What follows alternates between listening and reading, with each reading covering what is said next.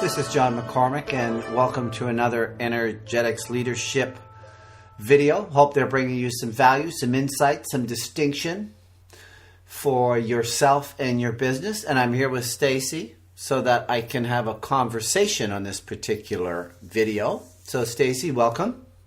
Thank you. And I know you wanted to ask me a couple of things, so I want to do this, and I want to do this kind of unrehearsed. We haven't planned anything. We've been kind of chatting a little bit about leadership and levels of leadership, Right.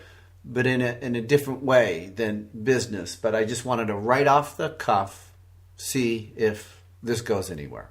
Okay. So what do you want to ask me? Well, from what I understand, there are different levels of leadership development. Yeah. And I wanted to get your take on that. What are the different levels?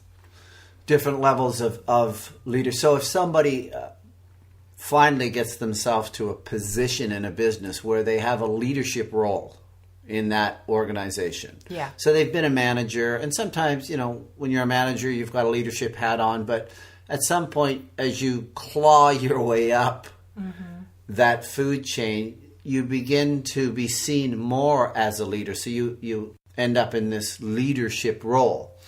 And most people end up in that role either because they're an expert at something, you know, a technical expert, they sold the most, they did something. Right. And they got promoted.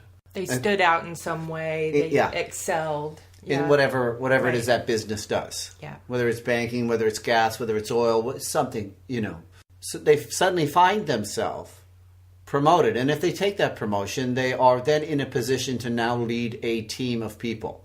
My experience has been that most people, when they end up there, they get a little concerned because they probably haven't had a lot of leadership development.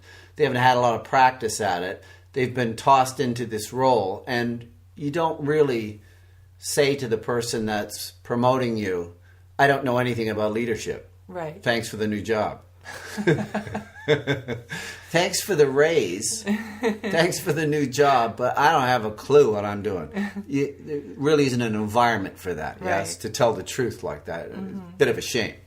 And, you know, a lot of companies have programs that help people with that too. So that's how it kind of starts. So in the beginning, if we said that there's levels of leadership, I'm just going to say, let's say there's 3 levels. If I guessed at 3, I'd say 1 is kind of the beginning where you're kind of training to be a leader. Right. You know, like you're training to use a computer. You're training to be an accountant. There's this kind of training area where you're learning everything you possibly can about leadership. Like a standardized skill set Yeah. that they go through in the first round. Huh? Yeah, well, you know what it's like when you are new at something. Yeah. You want to learn everything about it. You read books about it. You do all kinds of things about it so that you can kind of get the practicality of it. So that's really kind of the training aspect and the beginning aspect that a new leader might find himself doing. Right. And then over some period of time, that would begin to transition.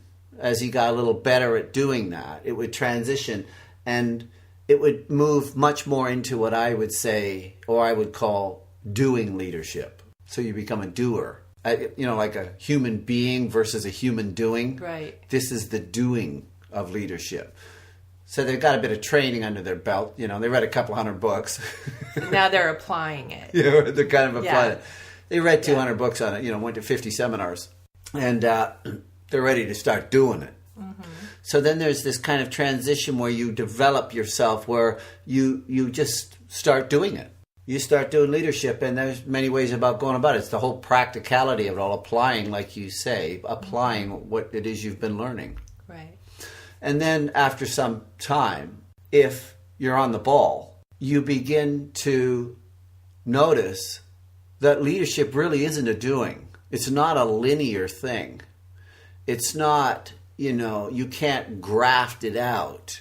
Right. It's not here's point here to point A and you go to point B and this is the, you know, you begin to see it's not a process. That's what I'm going to say.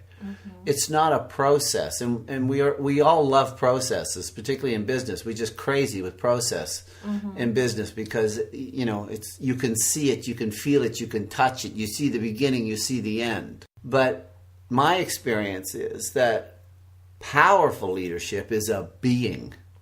Right. not a doing. And so the third stage is really you're becoming something. You are a leader. Yeah. Mm-hmm. You know, make sure that he can see himself, or he'll make sure that he begins to see himself as a leader.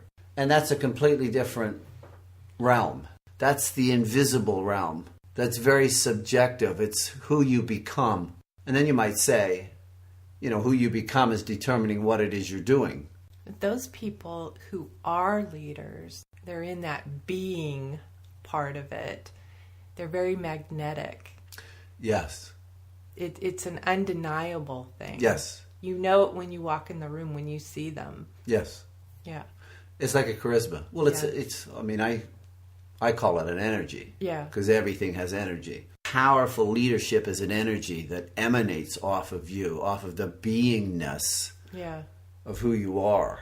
Really, if you dig even deeper, it isn't even leadership. It's just you being something Right. in inside of a context, whether it's a business context, a military context, whatever it is. You have gotten to a place in your beingness development where that's what's jumping off of you. Right. And now, in business we call it leadership. There's a confidence and a fearlessness and all these things that are present in that. Yeah, right? and it's Yeah. and it lacks the mind. It kind of transcends the mind. Yes. Yeah. The other two, when you were training and then practicing the doing, that's very mental, isn't it? It is. Yeah. So the beingness of it isn't a mental thing. You kind of have to transcend the mind. I mean, I like it. The Zen of Leadership was one of the videos I recently did, and I kind of like that. That non-linear beingness of leadership is not a mental thing. It's not a process. It's not an A to B. It's what you become, and that becomes a very powerful thing to be around, and then that develops. You can go deeper with that. Yeah. Your beingness. I think that's an infinite field. That infinite field of beingness. How far down the rabbit hole do you want to go? Right. That's what you see with great leaders. Makes sense, yeah? Yeah, it does. It's a process that ends up with no process. You start out with a process. Start with a process and end up with nothing. Yeah. Right? Mm-hmm. But with everything. Yeah. Yeah. Nothing becomes everything. Yeah. But that might be a little too deep. Okay? That's great. Thanks, Stace.